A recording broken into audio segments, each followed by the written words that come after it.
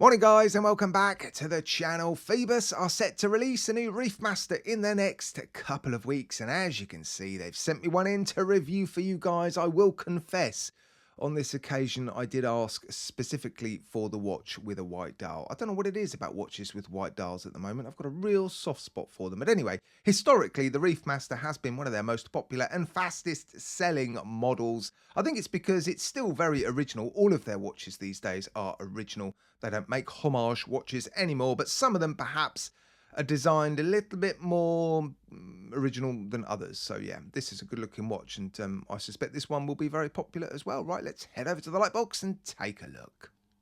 Here it is then, the new 2023 Reef Master by Phoibos, and this is one of 5 colour options which will be made available to you guys later on this month. I'll put a link in my video description to their website, and yeah, they'll probably offer this watch at a discounted price to begin with. That's what they usually do. I'm not entirely sure what the retail price is going to be, but yeah, if you're interested in this watch, perhaps sign up to their newsletter. I'm sure they'll inform you when it finally becomes available. The color options available to you guys will be black dial, grey dial, green and yellow dial color options, as well as this one, the white dial option. And I like this one. It's a sort of monochrome looking watch. There is a splash of color with that second hand, but yeah, everything else seems to be either black or white, although the dial is a sort of silvery color. It's not a true white dial, but still definitely my favorite version of this watch. And yeah, it's not just the color of the dials that I think changes between those color options.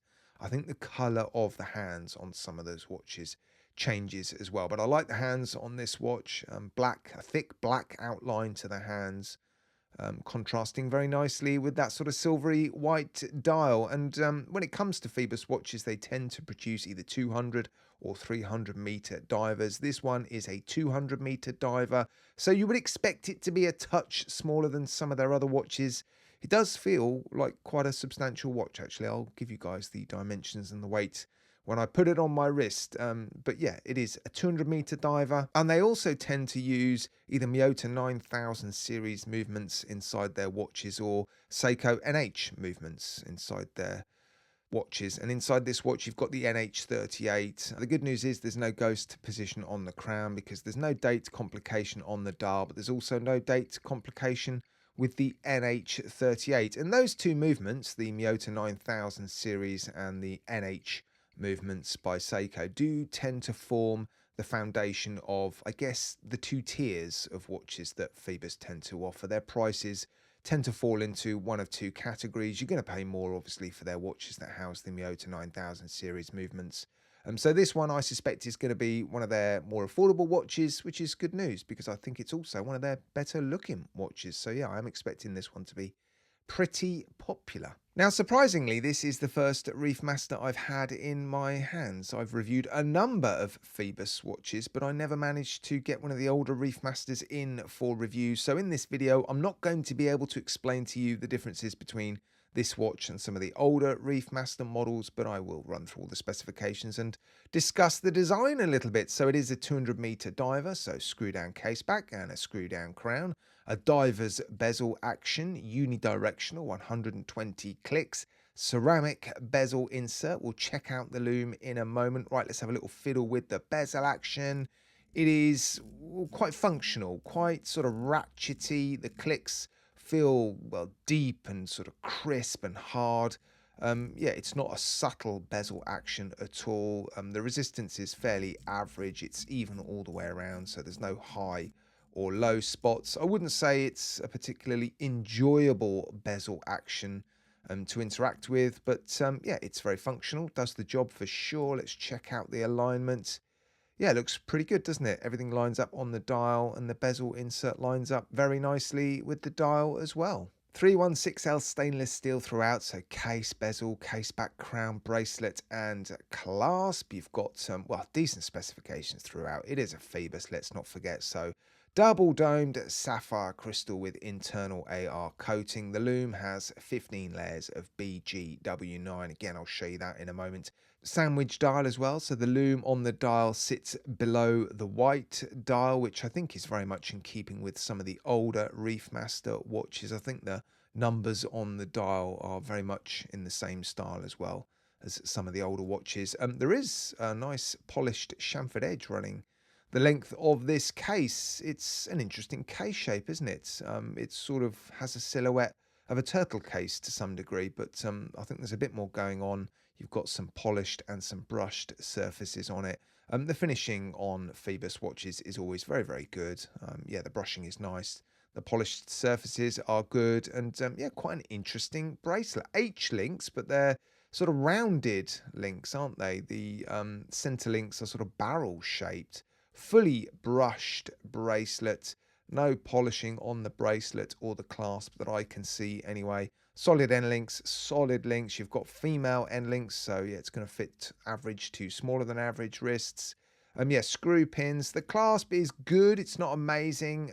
It's got this safety latch, no pushes on it, so it's a friction-based system. The inner elements seem to be milled.